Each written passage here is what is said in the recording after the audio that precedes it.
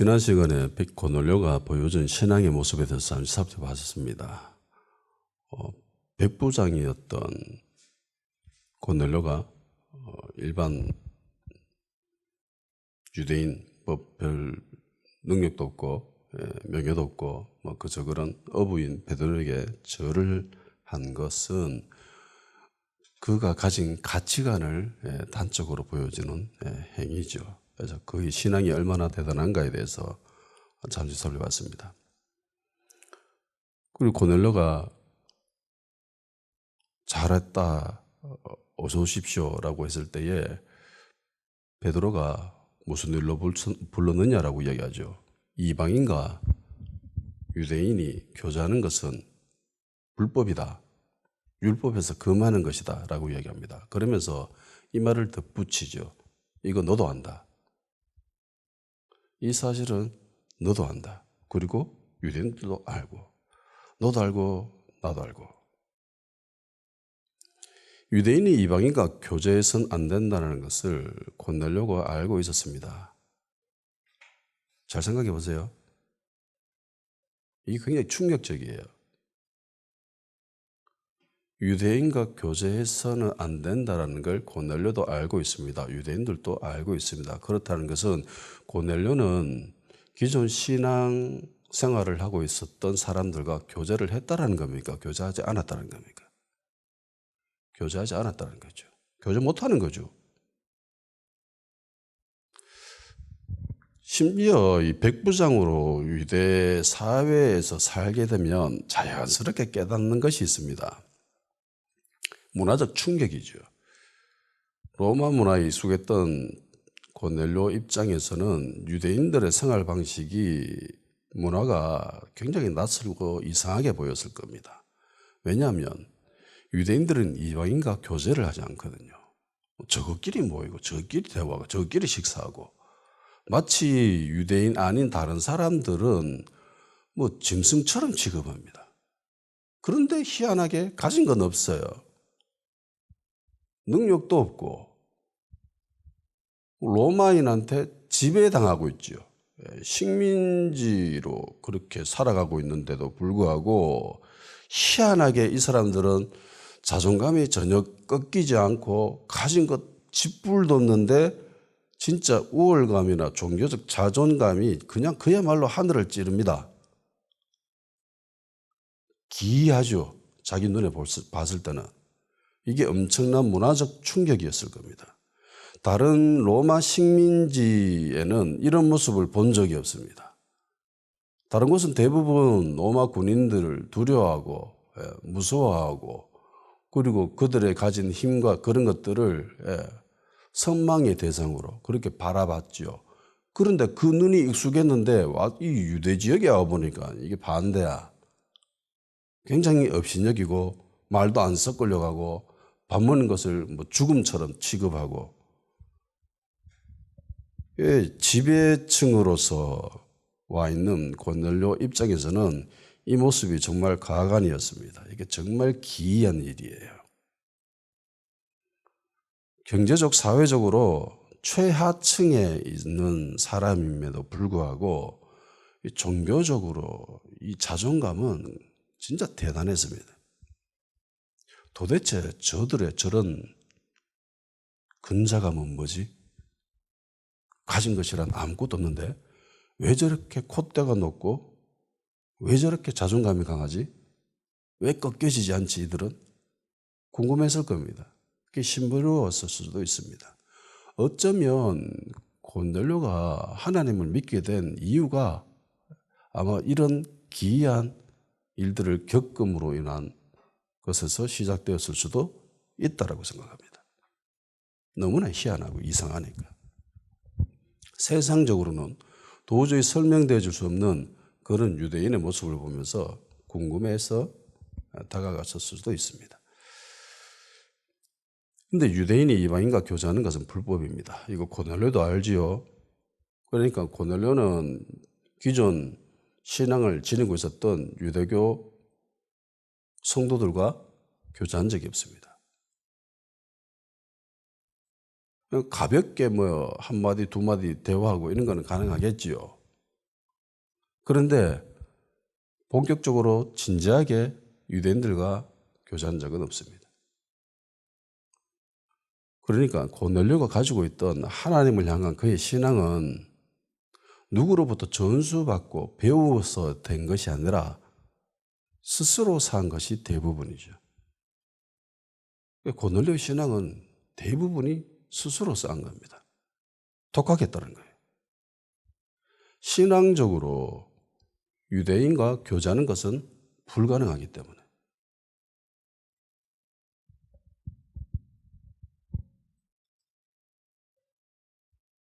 고넬료는 유대인과 교제할 수 없는 상황 속에서 지금 하나님을 믿고 있는 거예요.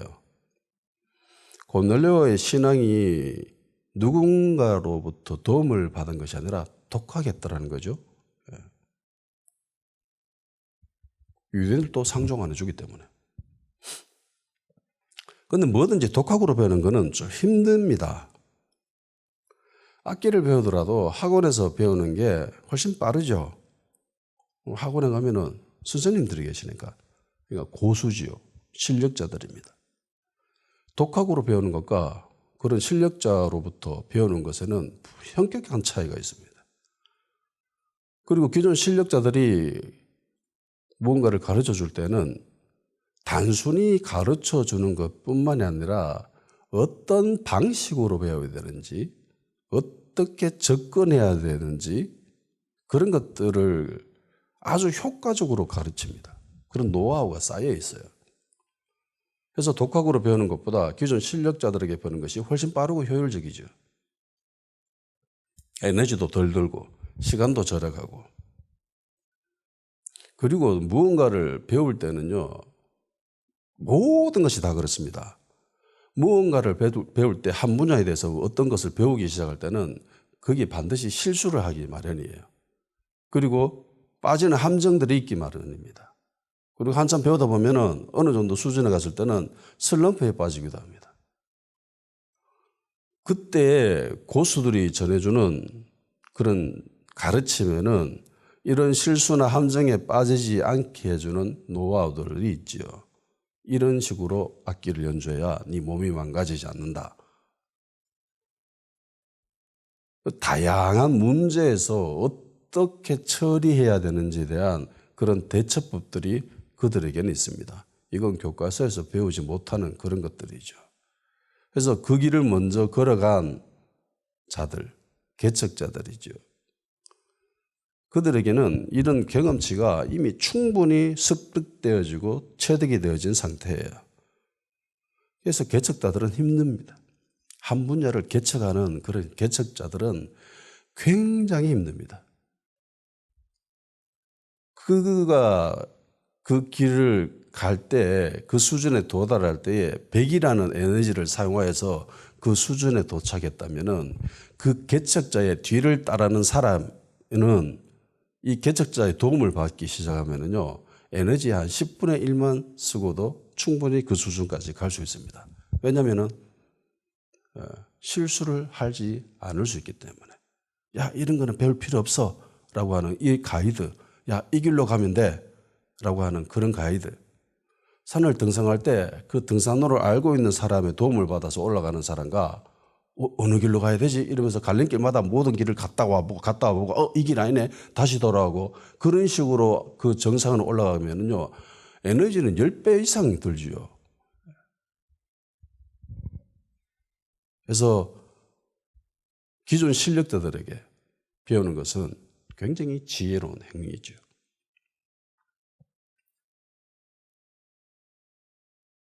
컴퓨터를 배울 때도 마찬가지입니다. 컴퓨터를 처음 배우는 사람은 뭘 배워야 되는지 몰라요. 아예 그렇죠. 이걸로 뭘 할 수 있지? 라는 생각마저 듭니다. 컴퓨터, 유튜브 보는 거, 뭐 한글 문서 만드는 거. 좀 아는 사람들은 이 정도. 뭘 배워야 되는지도 모릅니다. 어떤 것부터 배워야 되는 건지도 몰라요. 그저 막막할 뿐입니다. 그런데 실력자들에게서 배우게 된다면 뭐부터 배워야 되는지 이야기해 줄 수 있죠. 어떤 것부터 배워야 되는지 이야기해 줄 수 있죠. 그리고 네가 원하는 것이 무엇인지 그것과 연계시켜서 그래서 필요한 프로그램을 배울 수 있게 만들어줍니다. 디자인에 관심이 있으면 디자인 관련된 프로그램을 가르쳐주고, 영상 편집을 한다면 영상 편집에 관련된 것들, 뭐 인터넷 장사라면 인터넷 장사에 필요한 것들을 가르쳐주고, 실무에 필요한 것만 배우면 됩니다. 수많은 수백 수천 수만 개의 프로그램이 있는데 그거 다 배울 필요 없지요. 자기에게 필요한 것만 가르쳐 주면 됩니다. 그렇게 배우면 됩니다. 그래서 엉뚱한 거 배울 필요 없습니다. 실컷 1년 동안 돈 들여서 배워놨는데 야 이거 아무 쪽에도 쓸모없는 거야 라고 해버리면 그 1년 동안의 비용과 시간은 그냥 다 날아가 버리는 거예요. 그리고 한 프로그램을 배운다고 했을 때 메뉴를 띄워보면 그 메뉴에 버튼이 엄청나게 많습니다. 그런데 대부분 프로그램에 사용할 때에 사용하는 것들은 대부분 뻔해요. 거기 있는 메뉴들 다 사용하지는 않거든요. 대부분 정해져 있습니다. 실무에 꼭 필요한 것들. 1년에 한 번, 두 번 정도 쓰는 그런 메뉴들은 배울 필요 없지요. 그때 다른 도움을 받으면 됩니다. 누군가로부터. 굳이 그걸 다 배울 필요는 없어요. 늘 사용해야 되는 메뉴들 위주로 공부하면 됩니다. 아이들이 학원에서 돈 주고 배우는 건 역시 마찬가지죠. 소위 말하는 일타 강사, 쪽집게 강사. 그들이 가르쳐 주는 게 뭡니까? 돈을 한 달에 뭐 수십만 원, 수백만 원 주면서 그들에게서 왜 사교육을 배우죠? 시험에 나오는 문제를 꼭 집어서 가르쳐 주기 때문에. 야, 이거 중요한 거야. 이거 시험에 무조건 나올 거야. 라고 해주는 그 문제들만 가르쳐 주기 때문에.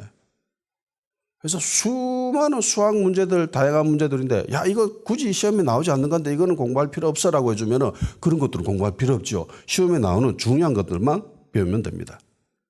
중요하지도 않고 시험에서 나오지도 않는데 꼭 보면은 자기 스스로 생각해, 야, 이건 내가 볼 때 이게 중요한 것 같아 라고 하면서 막 그것만 열심히 공부하는 애들이 있습니다. 근데 시험에 안 나와요. 시험에 안 나오는 것들은 굳이 그렇게 공부할 필요 없죠. 분명히 선생님께서 야, 이 문제 중요해 시험에 나온다라고 친절하게 설명해 주면은 그것만 공부하면 됩니다. 근데 자기가 생각해 볼 때 이게 중요한 것 같다라고 스스로 착각에 빠져가지고 그거 공부하는 사람들이 있어요. 고집 센 애들이. 학교에 보면 그런 애들은 꼭 있었거든. 시험 점수 잘 안 나오죠. 예.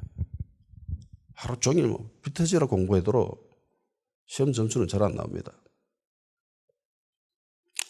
그 계층에서 기존에 있던 사람들, 실력자들로부터 무언가를 배운다라는 것은요, 엄청난 유익이 있습니다. 그리고 기존 실력자들에게서 배우게 되면은 독학으로는 도달할 수 없는 그 너머의 수준까지도 갈 수 있게 됩니다. 모든 사람들은 누군가 어깨 위로부터 시작하는 거예요. 독학으로 배우게 되면은 대부분 성장 속도가 느립니다. 당연해요. 자기 혼자 있기 때문에 자기가 제일 잘한다고 생각합니다. 우물 안에 개구리죠. 속도가 느린 건 당연한 거예요. 왜냐하면 그 모든 길을 갔다 와봐야 되기 때문에. 그리고 독학으로 배우게 될 때 대부분 사람들은 한계를 경험하게 돼요. 그리고 대부분 사람들은 그 한계를 벗어날 수가 없습니다. 혼자서 아무리 노력해도 벗어날 수 없는 거대한 벽이 있습니다. 이거 안 될 것 같은데라는 생각이 들어요. 그런데 기존 계층에 있는 사람들을 보면은 그 장벽을 돌파한 사람들이 많이 있습니다. 그 사람들은 그 장벽을 어떻게 넘었는지 그 노하우를 가르쳐 줘요. 그리고 멘탈도 케어해 주는 그런 일들이 있습니다. 그래서 고수들로부터 배우게 되면은 그런 실수들, 오류들을 많이 수정할 수 있고 상대적으로 줄어들게 만듭니다. 그 방면에서 충분한 실력을 쌓은 자들과 교제를 통해서 얻을 수 있는 유익은 너무너무나 많습니다. 그런데 고넬료는 이런 교제가 없이 신앙생활을 하고 있는 거예요. 그런데 고넬료가 보여준 신앙은 기존 유대인들과 비교해 봤을 때도 굉장히 놀라울 정도의 수준이지요. 물론 말씀에 대한 신학적인 지식은 부족할 수 있습니다. 부족하죠. 예, 이방인인데 교제할 수도 없는데 그건 당연한 겁니다. 그런데 희한하게 이 고넬료는 자기 자신만 하나님을 신실하게 믿은 것뿐만이 아니라 자기 집안의 온 식구들도 하나님을 경외하게 만들었습니다. 그리고 심지어 자기 부하와 그리고 자기 친구들에게도 지극히 선한 영향력을 행사하고 있었던 사람이에요. 보면은 고넬료는 두 세계로부터 외톨이로 있는 거예요. 유대인들과 교제하지 못하고 있죠. 그런데 하나님은 믿고 있습니다. 그러니까 유대 사회로부터 떨어져 있어요. 동시에 세상적인 관점에서도 고넬료는 기이한 사람입니다. 로마인이지만 로마 군대 백부장이지만 로마 군인의 가치관보다는 생각이 유대인의 생각, 유대인의 가치관에 더 가깝지요. 아예 유대인의 가치관으로 그냥 점령되어 있는 사람입니다. 로마 군인 입장에서 로마 제국 사람들 입장에서 고넬료를 봤을 때 쟤는 이상한 애예요. 그러니까 로마에서도 속하지 못하고 그리고 유대에서도 속하지 못한 100% 동의하지 못하는 그런 어쩡쩡한 공간에 자기 자리를 잡고 여기서 생활하고 있어요. 로마 군인으로 생활하고 있고 그리고 유대인의 그런 정체성을 가지고 신앙생활을 하고 있습니다. 그런데 두 세계 모두 적극적인 환영은 받지 못하는 사람이에요. 그런데 이 모습이 단지 고넬료만의 모습이겠습니까? 우리들의 모습은 아니에요?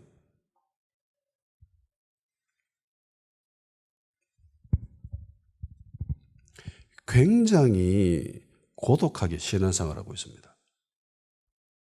드라마 보면 고독한 미식가 이러면서 지 혼자 맨날 밥 먹고 있는 일본 드라마 있는데 고넬료는 고독한 신앙인입니다. 어디에도 속하지 못하고 스스로 하나님을 믿고 스스로 하나님께 기도하고 그리고 자기가 얻은 경험과 지식으로 통해서 자기가 할 수 있는 범주 내에서 최대한 하나님을 신실하게 믿으며 그리고 또한 많은 사람들에게 구제를 베푸는 그리고 아주 놀라운 신앙생활의 모습을 봅니다. 그런데 고독한 신앙인입니다. 기존 계층의 도움 없이 스스로 성장할 때 많은 유익이 있었죠. 예.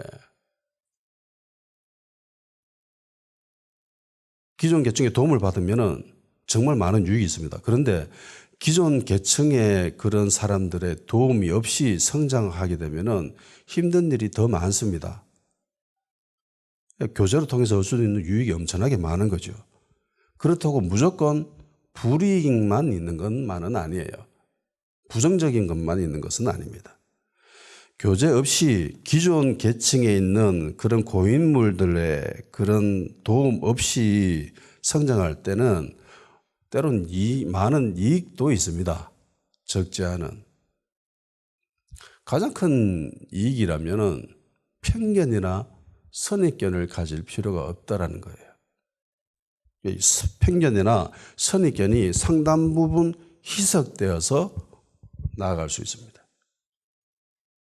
상대적으로 투명한 눈으로 접근할 수 있어요. 이런 점은 세상 속에서도 쉽게 발견할 수 있습니다. 이렇게 해서 성공한 기업이 있습니다. 전기차 업체인 테슬라예요. 미국에. 테슬라는 기존 자동차 업계가 생각하지 못했던 것들을 과감히 실현합니다. 자동차 배터리를 차량 밑바닥에 까는 것은 테슬라가 제일 먼저 했죠. 그리고 모든 자동차 업체들이 이걸 따라합니다. 자동차쟁이의 시각이 아니라 테슬라에 있는 대부분 사람들은 소프트웨어 있는 사람들이 더 많아요. 그래서 IT의 눈으로 바라봅니다. 분명 위험도가 있고 리스크가 있을 거예요. 그렇지만 이게 성공하게 되면 엄청난 패러다임을 바꿔버릴 수 있는 강력함도 존재합니다. 기존 자동차 업체들은 자동차를 만들 때 뼈다귀를 먼저 만들죠. 차체라고 하는 밑바닥에 뭐 H빔이라고 흔히 이야기하는데 그 자동차 뼈대를 먼저 만들어요. 그리고 그 위에다가 엔진 올리고 미션 올리고 그리고 껍데기 갖다 떼붙여가지고 그렇게 자동차를 만듭니다. 모든 자동차가 이렇게 만들어요. 근데 테슬라는 달라요. 이번에 새로 나온 테슬라의 트럭은 자동차 뼈대를 없애버렸습니다. 자동차를 스테인레스 강판, 두꺼운 스테인레스 강판으로 만들어버렸어요. 페인트도 안 칠해요. 그래서 차 타고 가다가 페인트가 벗겨질 일이 전혀 없습니다. 보통 차들은 주먹으로 때리면 차가 움푹 패이지요. 우그러집니다. 근데 스테인레스 강판 위딱히 두꺼운 것들로 만들어놨기 때문에 주먹으로 치도 아무런 문제 없고요. 날라와서 발로 차도 전혀 움푹 패이지도 않고요. 심지어 뭐 해머로 두드려 봐도 전혀 패이지가 않습니다. 심지어 총으로 쏴도 총알이 안 뚫혀요. 사람들이 환호를 하는 거죠. 열광을 합니다.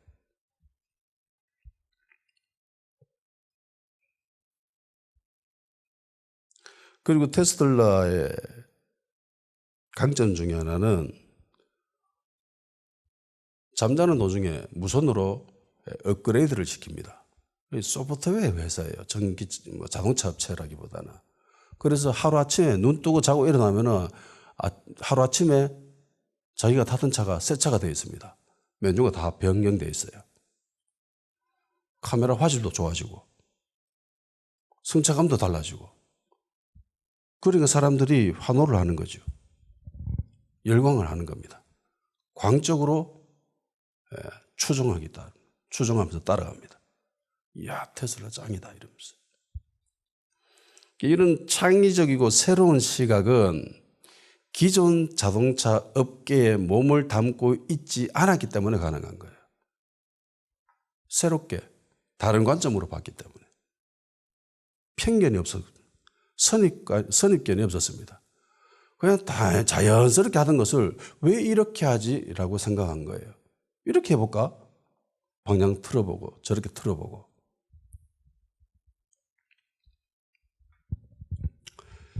마태복음 8장에 등장하는 가버나움에 사는 백부장의 이야기 아시죠? 이 백부장이 보여준 믿음을 보시고 예수님이 깜짝 놀라십니다. 왜냐하면 기존 유대인에게서는 발견할 수 없는 믿음이었거든요. 아주 독창적인 기이한 믿음을 갖고 있었습니다. 마태복음 8장 5절에서 10절입니다. 예수께서 가버나움에 들어가시니 한 백부장이 나와야 간과하여 이르되 주여 내 하인이 중풍병으로 집에 누워 몹시 괴로워하나이다. 이르시되 내가 가서 고쳐주리라. 백부장이 대답해 이르되 주여 내 집에 들어오심을 나는 감당하지 못하겠사오니 다만 말씀으로만 하옵소서. 그러면 내 하인이 낫겠사옵나이다. 나도 남의 수하에 있는 사람이요 내 아래 군사도 있으니 이들어 가라 하면 가고 저더러 오라 하면 오고 내 종도로 이것을 하라 하면 하나이다. 예수께서 들으시고 놀랍게 여겨 따르는 자들에게 이르시되 내가 진실로 너에게 이르노니 이스라엘 중 아무에게서도 이만한 믿음을 보지 못하였노라. 아멘. 백부장 집안에 하인이 병에 걸렸습니다. 중풍병에 걸려 누워 있었습니다. 그래서 예수님에게 이야기하죠. 고쳐주십시오. 백부장 요청에 예수님이 선뜻 대답하십니다. 그래, 가서 고쳐줄게. 보통은 이렇게 말씀하시면 주님 감사합니다 이러면서 이렇게 되는 게 보통이죠. 일반적입니다. 주님과 같이 생활했고 주님을 경험했던 모든 유대인들은 이렇게 반응했습니다. 감사합니다. 어서 오십시오. 어서 가시죠. 제가 앞장서겠습니다. 근데 이 백부장은 다르죠. 굉장히 독창적이고 창의적이고 획기적입니다. 이 사람도 로마 백부장이에요. 그렇다는 것은 유대인이 아니라는 거죠. 유대인이 아니라는 것은 유대인과 교제할 수 없다라는 소리죠. 그리고 가만히 보면 백부장이 가지고 있었던 이 방식은 자기가 늘 하던 거예요. 자기 부하한테 이렇게 하라고 했고 자기 종한테 저렇게 하라고 하면은 비워지는 거야. 자기는 말만 했을 뿐인데, 자기는 명령만 했을 뿐인데 일이 되는 거예요. 결과가 나타나, 열매가 나타나. 이거는 자기가 늘 경험했던 겁니다. 단지 이 방식을 군대가 아니라 신앙에 접목시킨 거죠. 기존 신앙인들은 늘 하던 것에 익숙해졌습니다. 선입견이 있었고 편견이 있었고 그래서 늘 하던 방식으로 했어요. 그런데 이 백부장은 그 어떤 편견이나 선입견이 없었습니다. 아니 하면 되지 왜 안 돼? 이렇게 해서 되던데. 그래서 이야기했습니다. 주님 오실 필요 없잖아요. 안 오셔도 됩니다. 말씀만 하십시오. 그리고 이런 이야기도 하면 저는 주님을 감당할 수 없습니다. 그럴 만한 처지가 못 됩니다라고 하죠. 주님을 감당할 만한 수준이 아니다라고 이야기합니다. 그러니까 예수님을 자기보다 한참 위에 엄청나게 높은 상관처럼 대하는 겁니다. 그리고 자기 자신을 예수님의 까마득한 부하로 인식하고 있어요. 그래서 말씀만 하십시오. 명령으로 모든 것을 다스리고 통치하는 그런 최고 군대 사령관, 그렇게 인식하고 있었던 겁니다. 병도 할 수 있잖아요. 치유할 수 있잖아요. 불가능 없는 분이시잖아요. 말씀만 하십시오. 서양인들은 요리할 때에 가위를 사용 안 합니다. 칼만 사용하죠. 그런데 우리들은 다르죠. 왜 사용 안 하면 안 돼? 해도 되잖아. 서양인들은 칼은 요리할 때 쓰는 거, 가위는 요리할 때 쓰면 안 되는 그런 선입견이 있었습니다. 그런데 우리는 사용하죠. 쓰면 편한데 왜 안 해? 고넬료 역시 기존 고민분들과는 교제 없이 스스로 하나님을 믿고 있는 사람입니다. 그렇게 얻을 수 있는 이점이 또 때묻지 않은 순수함이 있죠. 그 어떤 편견이나 선입견도 없습니다. 기존 유대 종교계가 보여준 가장 큰 비극은 외식입니다. 좀 신앙생활을 한다 싶으면은 거의 대부분 사람들이 외식에 빠져들었습니다. 이것 때문에 예수님도 굉장히 큰 책망을 하시죠. 바리새인들을 향하여서. 그래서 주님께서도 이 양과 염소에 대해서 이야기를 하십니다. 양과 염소를 나누시죠. 양과 염소의 결정적인 차이는 딱 하나예요. 외식입니다. 외식은 유대인들에게 자유로울 수 없어요. 좀 신앙생활을 조금 하다 보면은 거의 대부분 사람들이 외식에 빠져들었습니다. 염소는 왜곡되고 오염된 종교인들이죠. 외식하는 종교인들입니다. 외식은 사람들에게 보이려고 하는 행동입니다. 자기 자신을 꾸미는 거예요. 그래서 사람들에게는 잘 보여서 자기 자신이 드러내 보이고 싶고 높아져 보이기를 원하고 남들과 끊임없이 비교를 통해서 자기의 우월함을 증명하려고 하고 자기 자신을 높아지기를 원하는 그런 외식하는 종교인. 그런데 고넬료는 유대인들과 교제를 하지 않았기 때문에 이런 물이 들지 않았습니다.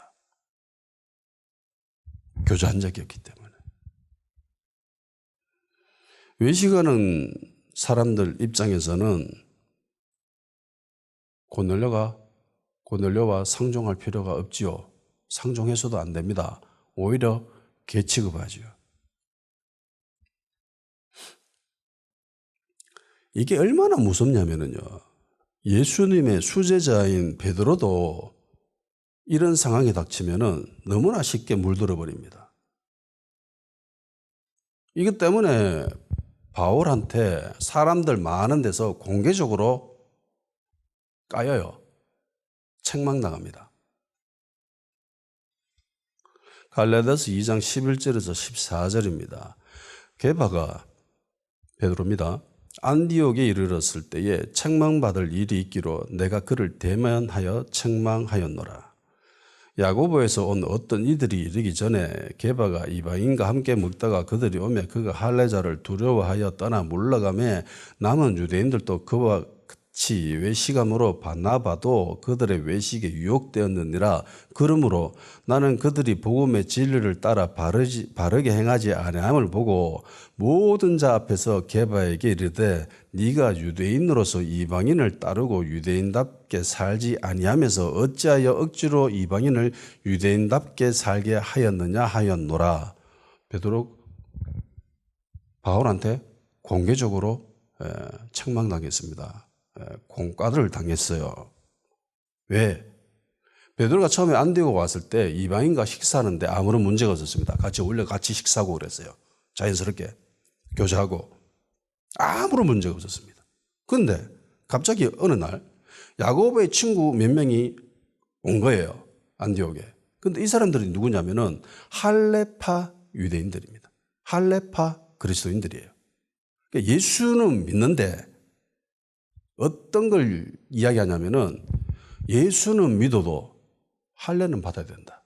그래야 구원받는다. 그러니까 예수 믿는 것이 구원의 필요 충분 완벽한 조건이 아니라 그것도 해야 되고 할례도 받아야 돼. 할례 안 받으면 구원 못 받아라고 이야기하는 사람이에요. 그러니까 성경에 나오는 다른 복음을 많이 이야기하잖아요. 다른 복음의 주된 포커스가 이들입니다.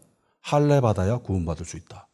예수 믿어도 할례는 받아야 돼라고 이야기하는 사람들. 이들이 가지고 있던 이런 유대적인 사고는 굉장히 강력했습니다. 엄청난 싸움이 있었어요. 다툼이 있었어요. 이들 안에서. 그래서 그들이 오니까 그들 오는 걸 보고 그들이 이미 말하기도 전인데 베드로가 그 사람들 온 걸 보고 이미 자리를 떠요. 교제 안 해요. 같이 식사도 안 해요. 말도 안 섞어. 이걸 주변에 있는 유대인들이 봤습니다. 믿는 신앙인들이. 베드로를 따라합니다. 심지어 바나바도 유혹당해서 따라했습니다. 물들어 버린 거죠. 그러니까 정말 쉽사리 물들 수 있어요. 성경이 이렇게 이야기하죠. 베드로가 외식했다. 베드로가 무서워했다.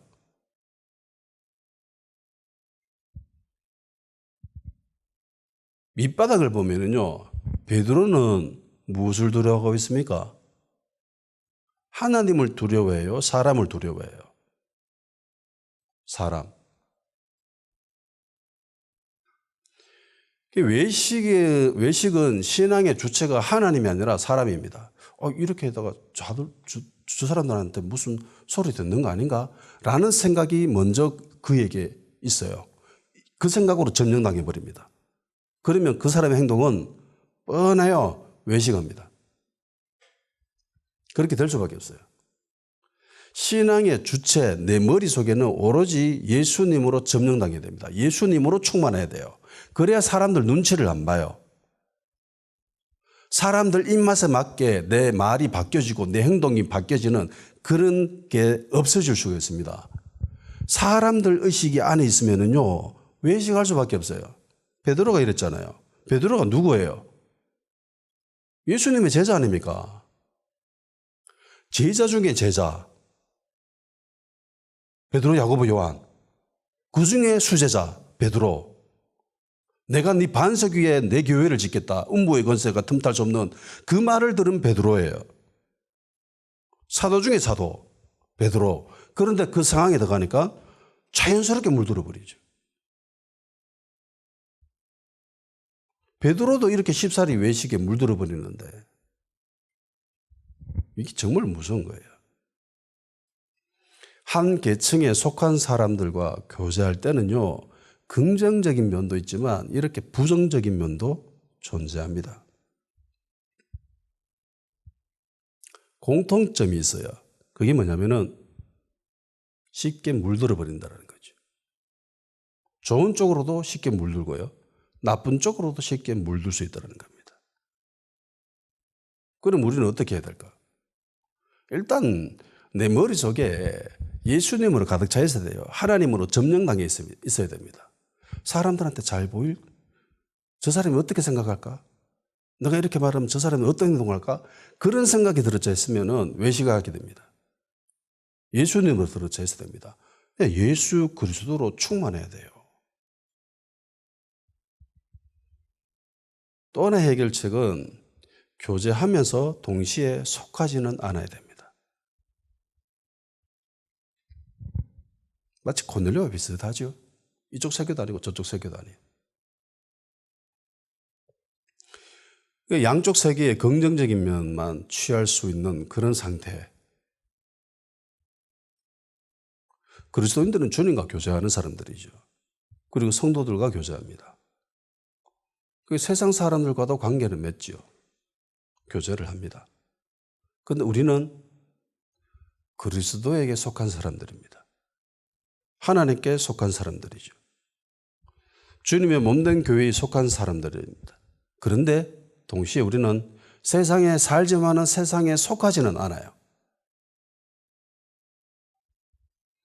세상에 속하지 않기 때문에 세상의 사랑을 받을 수도 없습니다. 그리고 세상의 것을 사랑할 수도 없습니다. 만일 어떤 사람이 세상으로부터 사랑을 받고 세상의 것들을 사랑하고 세상의 것을 추구하는 사람이라면 그는 그리스도인이라고 말할 수는 없습니다. 요한복음 15장 18절 19절 세상이 너희를 미워하면 너희보다 나를 미워할 줄을 알라. 너희가 세상에 속하였으면 세상이 자기의 것을 사랑할 것이나 너희는 세상에 속한 자가 아니요 도리어 내가 너희를 세상에서 택하였기 때문에 세상이 너희를 미워하느니라. 그리스도인들은 세상으로부터 미움받는 것이 정상입니다. 왜 세상이 나를 사랑하지 않지? 그거 당연한 거지요. 예수님께 속했기 때문에. 불가능한 일입니다. 세상이 왜 나를 사랑해 주지 않지? 그거 불가능한 일이에요. 성경에서 안 된다고 했거든. 그게 진리거든. 세상을 사랑을 받으려고 하는 자체가 내가 그리스도인임을 부정하는 그런 말인 거예요. 세상이 그리스도인들을 미워하는 건 지극히 정상입니다. 세상이 그리스도인을 사랑한다. 그게 불가능하고 그게 비정상입니다. 불법이에요. 안 되는 겁니다. 고넬료가 보여준 신앙의 수준, 순수함. 이거는 이 고넬료가 보여준 말과 행동으로서도 충분히 알 수 있습니다. 기도를 많이 했다라고 하죠. 쉬지 않고 기도를 했다고 합니다. 그리고 구제도 많이 했습니다. 이게 그가 보여준 신앙의 수준이고 신앙의 모습입니다. 물론 성경에서 어떤 것을 이야기하고 있는지 그 세밀한 것은 알지 못했을 거예요. 유대인들은 율법에 정통했습니다. 그렇지만 고넬료는 그 정도는 아니었습니다. 그렇지만 신학은 비록 부족하다 하더라도 신앙은 뛰어났습니다. 신앙과 신학은 다르죠. 하나님 역시 고넬료가 보여준 모습을 보고 기뻐하십니다. 감동하시죠. 고넬료가 한 그 기도 들으셨다라고 얘기하십니다.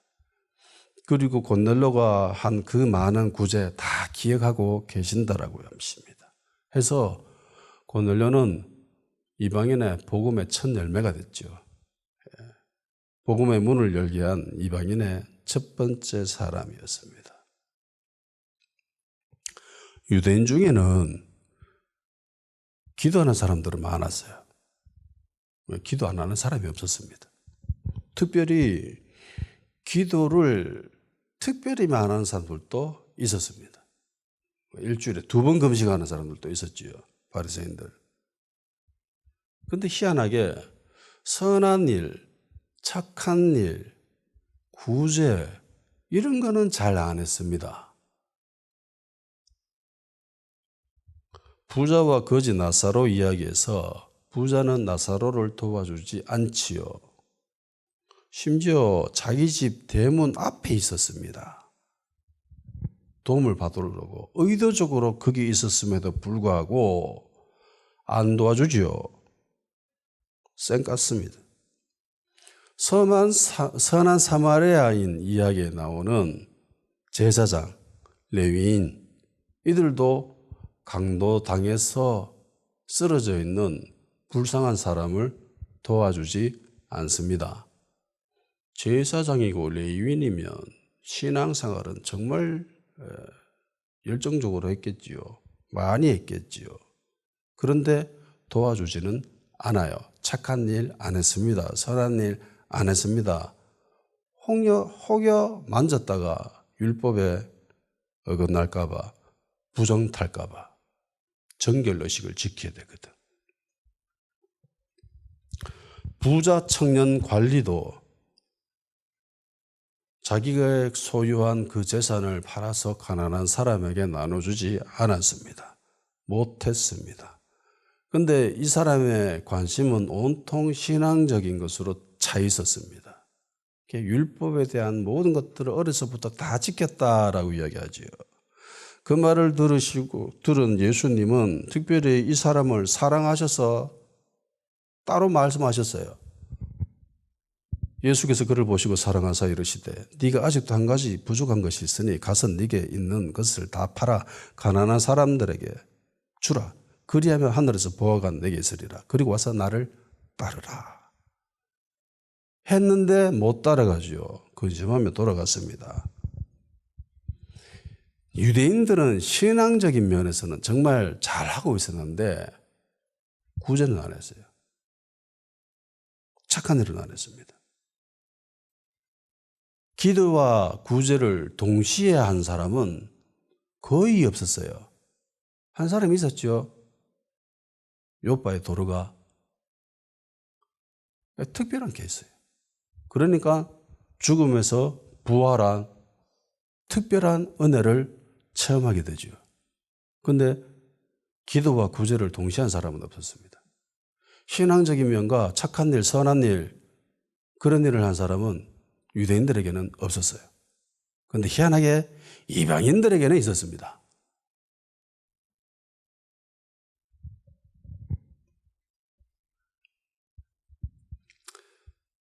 그리고 특별히 고넬료가 베드로에게 한 이 구절은 이 사람의 신앙의 아름다움과 순수함을 아주 잘 보여주는 예입니다. 본문 33절입니다. 내가 곧 당신에게 사람을 보내었는데 오셨으니 잘하였나이다. 이제 우리는 주께서 당신에게 명하신 모든 것을 듣고자 하여 다 하나님 앞에 있나이다. 멋집니다. 2가지를 이야기합니다. 우리는 주께서 당신에게 명하신 모든 것을 듣겠습니다. 2번째, 우리는 다 하나님 앞에 있습니다. 고넬료가 말한 이 2가지는 설교를 듣는 자가 가져야 될 아주 멋진 자세예요. 모든 것을 듣겠습니다. 하나님 앞에 있습니다. 이 2가지 태도에서 이탈하게 될 때 예배자의 그 자리에서도 이탈하게 됩니다. 이 부분에 대해서는 다음 시간에 알아보도록 하겠습니다. 기도하는 시간 가지도록 할게요. 사람들 눈을 의식하는 신앙에서 달피케 하여 주시옵소서. 외식하지 않게 하여 주시옵소서. 염소가 아니라 양 같은 신앙이 될 수 있도록 편견이나 고정관념에 사로잡히지 않도록 하게 하시고 사람들 앞에서 신앙생활을 하는 것이 아니라 하나님 앞에서 예수 그리스도로 충만한 그런 올바른 신앙생활을 할 수 있는 그리스도인들이 하여 주시옵소서. 성령님 도와 주시옵소서.